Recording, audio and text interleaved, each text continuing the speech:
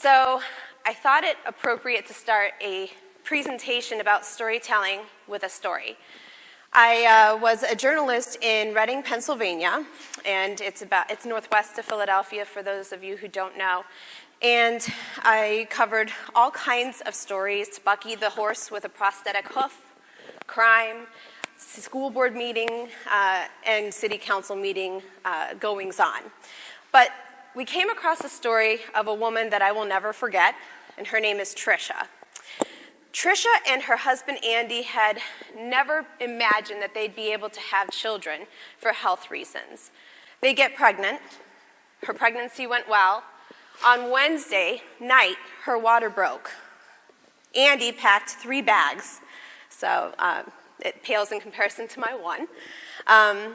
They are getting ready, they go to sleep, they let her labor at home. Thursday morning, they woke, decided to go ahead and take off to the hospital.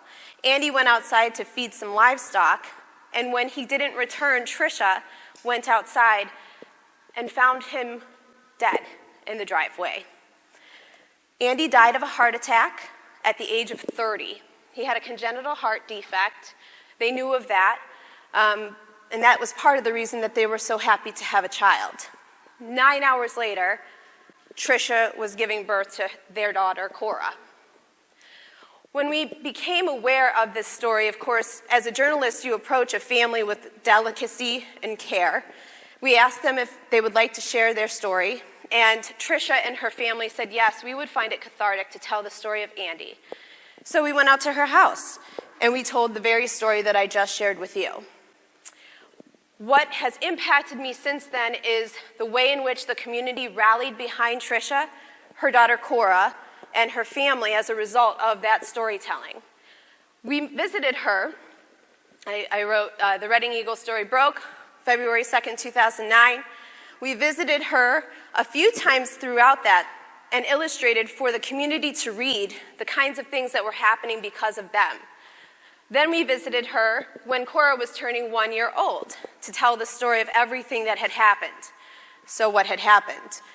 Cora was 1, and Tricia had never once needed to purchase a diaper because the community rallied. Sorry, I'm getting emotional. Cora turned 1, and she never had to purchase formula. $10,000 was raised for a scholarship fund in Andy's name, and when we wrote that story, we made sure to tell the story of the fact that they were living in a 17th century log cabin that they planned to renovate together, and that the water was unsafe for her because of those renovations that would now need to wait. A local company decided to install a water filtration system into their house so that they would have the water that they needed. So 1 year later, we find out all of this. I get goosebumps. I tell the story so that the community knows the impact that they have made. And I also tell that, in fact, Tricia asked everyone not to bring gifts. Instead, she asked them to do one thing: to give to the American Heart Association. There's actually more to this story, but I'm going to keep that to the end. But my point here is that storytelling can really impact lives. It can inspire emotion. It can teach us lessons. And in the case of Tricia, where you see the community doing things for them, and then Tricia paying it forward to others, you see it prompt powerful action. In that way, I have always felt lucky to do the work that I do, and I hope that all of you share in that feeling. And it reminds me of why storytelling well is so important. So that was roughly 10 years ago. I moved back to my native Cleveland. I joined a business press, did some business journalism, so I have an appreciation for some of the sources that you all have inside your organizations: the lawyers, the accountants, the person who's not a writer but is a writer. And now, today, I have joined the Federal Reserve Bank of Cleveland. And as any dutiful Federal Reserve employee will do, I will tell you that these views are mine and not necessarily those of the Federal Reserve Bank of Cleveland or the Federal Reserve System. But so I joined the Federal Reserve, and last September I went to a conference that the Federal Reserve actually hosts for its editors and designers. And something that someone said there really stuck with me. And so he's talking about how sometimes it happens that people are telling us how to do our jobs. Sometimes it's not the writers or the communications experts in the room who are trying to dictate the direction of a story, the way in which it starts, the jargon that we want to remove but they want to keep in. And his point was, no architect would permit someone to tell them, I played with Legos when I was a child. Let me help you with this blueprint. And it stuck with me. I thought to myself, I find often, even though I feel like I come to this conference and I go to other conferences and I'm honing my skills and I'm trying to get better, that I don't have a foot to stand on when someone tells me no. He told me, and I will now tell you, defend the craft. Because sometimes when we're not defending the craft, things like this happen. This is my toddler, Lawson. YouTube told me that cutting his hair would take 10 minutes. YouTube told me that I should start at a fade 1. If anyone here is in the hair care industry, you don't do that. Thank goodness for him and for me that I started in the back of his head. It looks worse than it really was because his hair is really long there. But my point is, here I am asking people constantly, day in and day out, to trust in my expertise. And then I don't trust the fact that a hair cutter down the street could probably do a better job than I can with YouTube. So the best part, though, is when we don't have to defend our craft alone. When we do our jobs well, when we ask the right questions, sometimes it's the subject matter experts around us, right, that start to defend us for us. They start to say, I'd rather you do this. I'd rather you pick the direction for this. And that is a beautiful thing. So how do we get there? Here's the agenda for today. 1, I want you to veto the non-stories. That means it's really difficult to do storytelling well when a story just isn't interesting or isn't actually timely. So we'll talk about that. 2, I want you to learn and to remember how to leverage the access you have. The ironic thing is that many of us have access to experts that the media only wish they had. I learned that coming on the inside. 3, 6 storytelling techniques that I believe you can use in any piece of content, be it an infographic, long-form storytelling like the Cleveland Fed is doing, or a podcast. And 4, lessons from the storytelling that the Cleveland Fed has invested in. So let's start with the non-stories. Okay, so the challenge can be that one of our subject matter experts sees something that a competitor does and says, I want to do that too. Why weren't we doing this podcast? Or, you know what, I have that same expertise, let's do this. I often say, back up, bear in mind that if you're doing something that 17 other people have already done, as evidenced by a Google search, are you really delivering value to your audience? And also, let's not forget that you're also increasing the amount of competition that very piece of content will face coming out the gate. Instead, I always encourage myself, and I often remind myself of these same things, and others to find the original stories. One of the benefits to original stories is that they've never been seen. They've never been heard.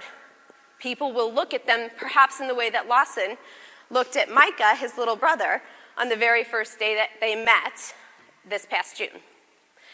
So, I used to have marketing representatives ask me, I sent you this press release, why aren't you writing this story? Or you went to lunch with our CEO, are you going to write a story? And I wanted to help them. I wanted them to help me. My job was to go on Mondays and pitch stories that were meant and worthy of being told. Their job was, right, to get their name or their organization into our press. So I developed what I call my chicken test. I said to them, if your content idea is chickens are crossing the road, I want you to answer 3 questions for me before you pitch it. 1, does my audience care about the chickens you're talking about? Can my audience see themselves in these chickens? A bride will read a bridal blog because those brides are relevant to her, right? 2, are the chickens crossing the road now, or are they just about to? Because does anyone care if your content idea happened a year ago or 5 years ago? And 3, why and to whom does it matter that the chickens are crossing the road? This is arguably the most important.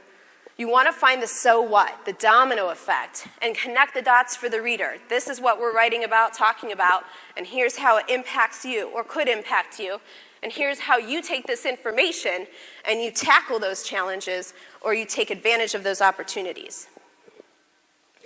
So we've talked about how to determine which content ideas actually merit becoming content. Second, I want to talk about leveraging the experts and the customers within your organizations, because you alone, in some cases, have access to them. Mine are economists, bank supervisors, community development experts, and the like. So how do we do this? The challenge, of course, can be that when we sit down for a podcast or to talk about content ideas, that people are giving us canned answers. Or worse yet, they're giving us jargon, and no matter how hard we try, they're not really walking away from the jargon very easily. So, step one in leveraging the access to people that you have is earn their trust. I will share with you that I think we cannot do our best work when the people within the room with us do not trust us. So, here are the ways in which I suggest we do that. One, humble yourself. During any time where you're asking about a product, about a service, about work that your organization does, say, I don't understand. Can you take it to the basement level and share with me? Because only then can you explain it to whatever audience you choose, be it a general audience or a more knowledgeable audience. Always admit what you know, what you don't know. Two, learn your industry. Now, it was a little simpler for me because I was a finance reporter joining the Federal Reserve, but I still had a lot to learn, and I still do.